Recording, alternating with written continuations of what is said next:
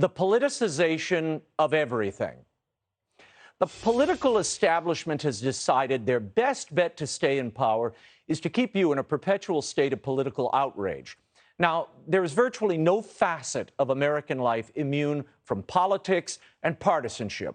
As a tiny example of what I mean, some friends invited my wife and I to the Essence Festival concert last Saturday night at the Superdome in New Orleans. Should have been a fun time. 50,000 people were there to see Janet Jackson and Patti LaBelle. But just before the headliners took the stage, this well-known warm-up act wandered out. We are in the middle of critical times. They're trying to take women's right to choose. They're trying to take voting rights. We must vote about this year. Reverend Al may as well have gone to a Trump rally. That room was icy cold. Nobody wanted to see him or hear a political message. So surely at that point, Miss Jackson hit the stage, right? Nope. Hello, Essence Festival. This November, we'll be electing the folks who make critical decisions in our communities. Decisions about our health care, very personal decisions we make about our bodies. With black approval of President Biden below 50%, according to a new Quinnipiac poll, the administration is doing all they can to engage African-American voters. So Kamala Harris also did, in essence, drive-by. Else might be vulnerable that we otherwise thought was settled law, including issues like contraception, including issues like same-sex marriage. The statement has been made that the government has a right to come in your home and tell you as a woman and as a family what you should do with your body. Now, this is foolishness. Isn't she part of the government? I mean, the VP's party controls all three branches. So who exactly is coming into your home to tell you what to do with your body? Maybe that's why Hunter Biden was prowling around the White House this week. They finally found a job he's well trained for, bedroom first responder. But there are real-world consequences for political disinformation like that. Stoking anger of people, lying to citizens about the Supreme Court ruling, which merely returned abortion rights to the states to decide. All of this demonization has an impact. The same week that Reverend Al and VP Harris visited New Orleans, at a Catholic church a few miles away, this happened. The Angle exclusively obtained this security footage. Masked thugs showed up at 3 a.m., toppled a pro-life statue of the Virgin Mary, and then stole it. Since this incident, another statue has been stolen and two others toppled, all at the same church. Meanwhile, 4 churches in Wisconsin's Chippewa County were also vandalized last week. Coincidence? I don't think so. Listen to the rhetoric the president used to describe a co-equal branch of government, the Supreme Court, today.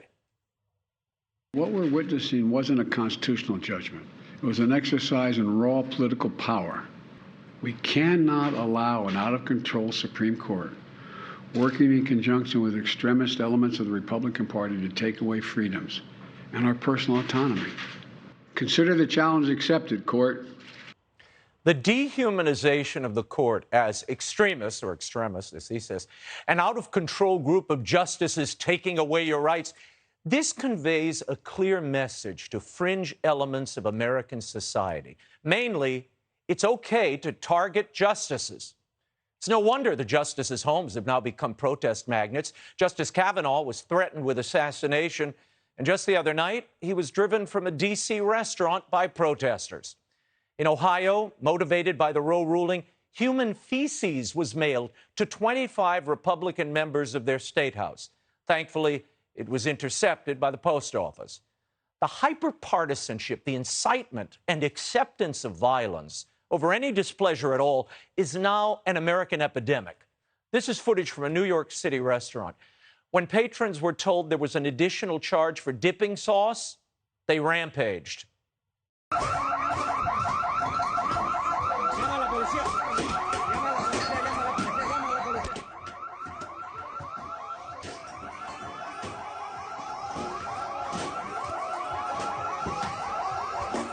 This is pitiable.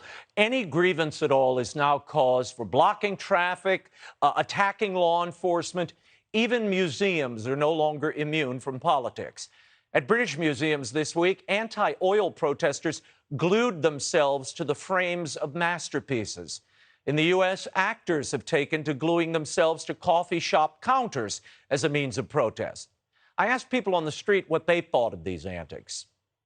We're also seeing the destruction of sacred art, religious statues as a reaction to the Roe v. Wade ruling. Is that appropriate? No. I don't think destruction of property is appropriate. I don't think acts of vandalism, which it is, which are against the law, are the right way to go about things, and there should be consequences for your actions, as there always are. Communication with truth and of the experience. No, I don't think so. I think there's other ways of showing their feelings and protesting, but actually works of art in national galleries, they shouldn't do that. Actors are gluing themselves to great works of art. In London here... I say let them stay there. Leave them there. Leave them glued to the frame. To the frame. They'll be hungry and then something's got to happen. People, no matter their political persuasion, they don't like anarchy. They don't want to see the disruption and destruction of American life in the name of politics. So next time these politicians crash into a cultural event, a sports or entertainment venue, and peddle this kind of divisive vitriol, we need to walk out and complain. There must be spaces in American life free of political combat and division, places where we can enjoy each other as neighbors and friends and citizens. The continued partisan demonization of people will only strain our bonds of unity and destroy whatever delicate threads hold this fragile experiment in liberty together. Hey, Sean Hannity here. Hey, click here to subscribe to Fox News YouTube page and catch our hottest interviews and most compelling analysis. You will not get it anywhere else.